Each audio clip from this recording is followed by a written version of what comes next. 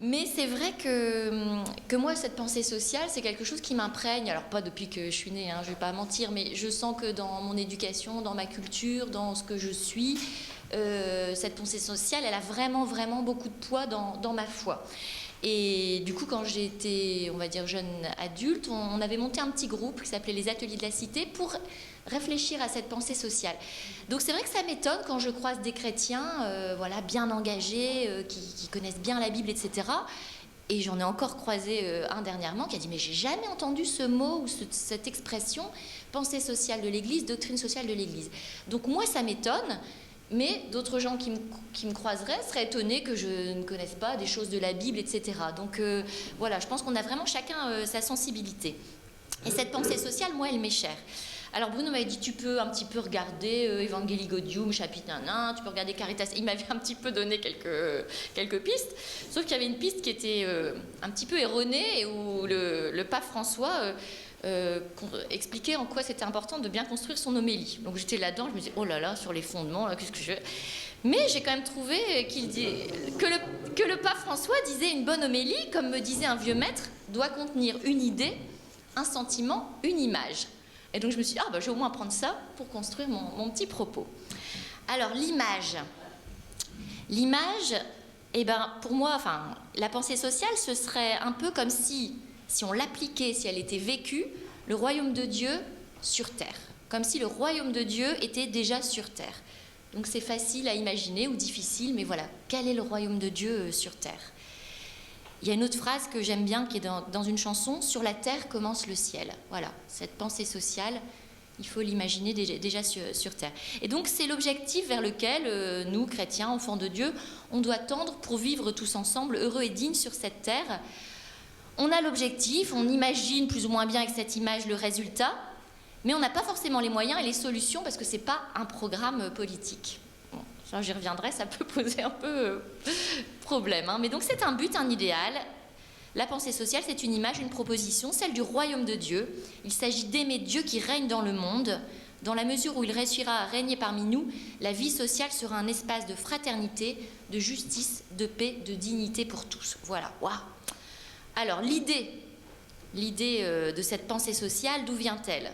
C'est pas une invention, c'est pas l'Église qui vient encore compliquer un petit peu, voilà, en rajoutant des choses. Non, c'est une inhérence à notre foi. On est chrétien, on annonce l'Évangile et on se laisse évangéliser par les autres. Et donc, pour témoigner de notre foi, on a l'essentiel de la foi, ce qu'on appelle le kérygme, que d'autres expliqueront bien mieux que moi. Mais donc cette première annonce.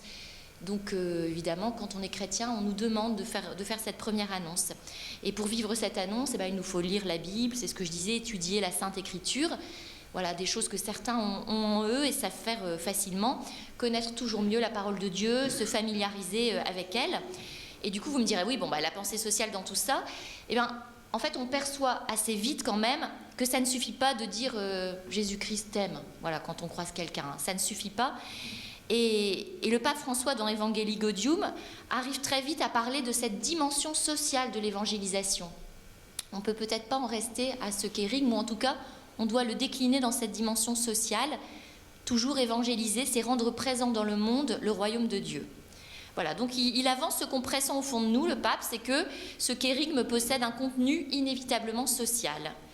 Voilà, tout à l'heure Olivier disait l'homme est un être de relation. Oui, voilà, donc il y a une vie communautaire, un engagement avec les autres, et cette première annonce, elle a une sorte de conséquence immédiate qui est la charité, et donc chercher à avoir le bien des autres.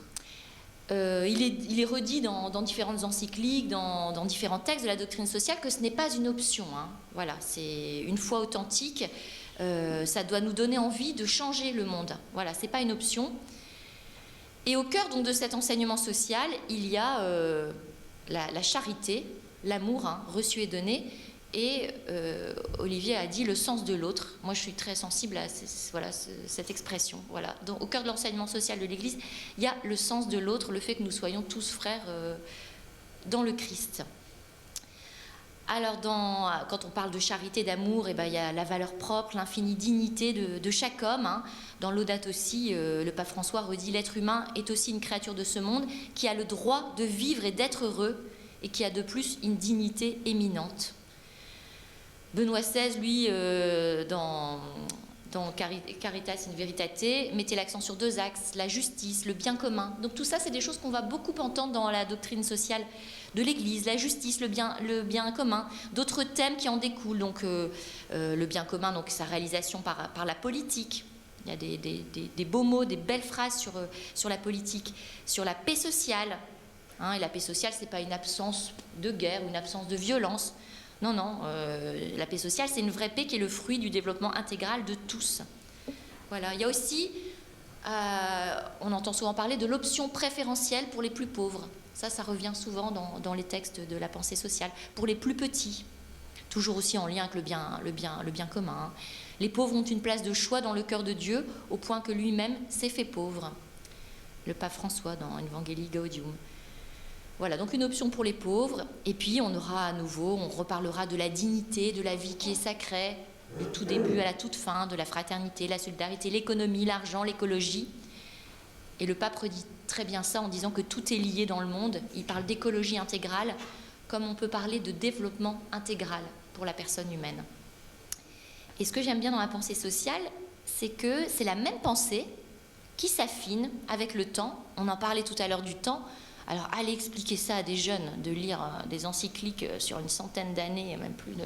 enfin, ça m'a fait vraiment penser à ça. Mais c'est peut-être en vieillissant qu'on comprend que c'est la même pensée qui s'affine avec les changements techniques, technologiques, les bouleversements écologiques. Et ces encycliques ne se contredisent pas. Hein. Donc, il y a une cohérence, un apport permanent au fil des ans. Et ça, c'est évidemment très riche. C'est vraiment un socle solide. Dans Laudato Si, le pape dit « Ces thèmes ne sont jamais clos, ni ne sont laissés de côté, ils sont constamment repris et enrichis. » Alors j'en viens, donc voilà, on a eu l'idée, j'en viens à mon homélie avec une image, une idée et un sentiment. Alors je triche, hein, moi j'ai des sentiments qui me viennent quand je lis un peu, quand j'essaie de comprendre cette pensée sociale. Et pourquoi le sentiment, ça me semble important? Parce que je trouve que c'est important de très souvent exprimer son ressenti. On parlait tout à l'heure d'un substrat chrétien qui n'est plus forcément là. Moi, je pense que des bases peuvent parfois aussi se ressentir plus que s'expliquer par des mots. Et aussi, quand on témoigne, on essaie de faire passer des choses auprès de nos enfants. Parfois, on ne sait pas forcément le direct des mots. Parfois, il vaut mieux pas. Et donc c'est pour ça que cette histoire de sentiment, qu'est-ce que procure la lecture de ces textes, ça me semblait important. Alors moi je trouve que dans cette pensée sociale, le ton des textes est quand même joyeux. Hein. Les titres sont souvent joyeux, une fois qu'on les a traduits. Hein. Donc ça me procure quand même une joie, une espérance. Et ça procure aussi un enthousiasme. Je trouve que c'est enthousiasmant. C'est un programme quand même, hein, pour tous les hommes et pour tout l'homme, disait Paul VI. Donc c'est stimulant, c'est un défi. Dans Laudato Si, le pape François dit « J'espère que cette lettre encyclique qui s'ajoute au magistère social de l'Église nous aidera à reconnaître la grandeur, l'urgence et la beauté du défi qui se présente à nous. » Donc quand on parlait de collapsologie, de pessimiste, moi je trouve ça super stimulant d'avoir un défi, quand on parle du défi du changement climatique, mais c'est stimulant d'avoir à remonter, à relever des défis.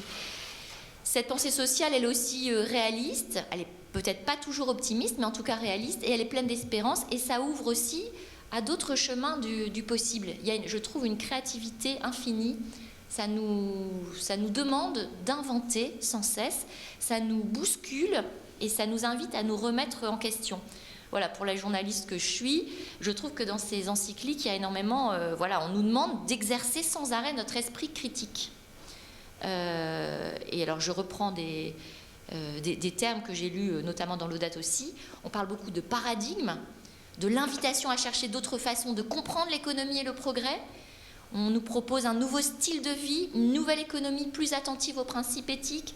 On nous demande de repenser les critères obsolètes qui continuent à régir le monde. Ça, c'était suite à la crise financière. On regrette que ne soit pas affrontée avec énergie la question de l'économie réelle. On parle de voies prophétiques, de créer une nouvelle mentalité qui pense en termes de communauté. Donc on a vraiment un appel à changer de paradigme, de modèle, d'exemples qu'on croit à tort absolu, mais des exemples, des modèles qui ne prédominent que parce que nous sommes très conditionnés. Et ça, à nouveau, par rapport à nos jeunes, par rapport à l'éducation, je trouve que c'est très important de dire, mais non, c'est pas parce qu'on te dit, ah ouais, mais ce métier, on va pas gagner beaucoup, etc. Moi, j'ai une fille qui veut être prof de sport et de temps en temps, elle me dit, oh, c'est vraiment le métier que je veux faire, mais bon, ça gagne quand même pas beaucoup. Et elle termine souvent en disant, c'est pas grave, tu m'aideras, enfin, ou vous m'aiderez. Je ne lui réponds pas, on verra après la réforme des retraites. Mais je trouve ça chouette que dans sa tête, et enfin évidemment je l'encourage dans ce sens-là, c'est le métier qu'elle veut faire, fais-le alors.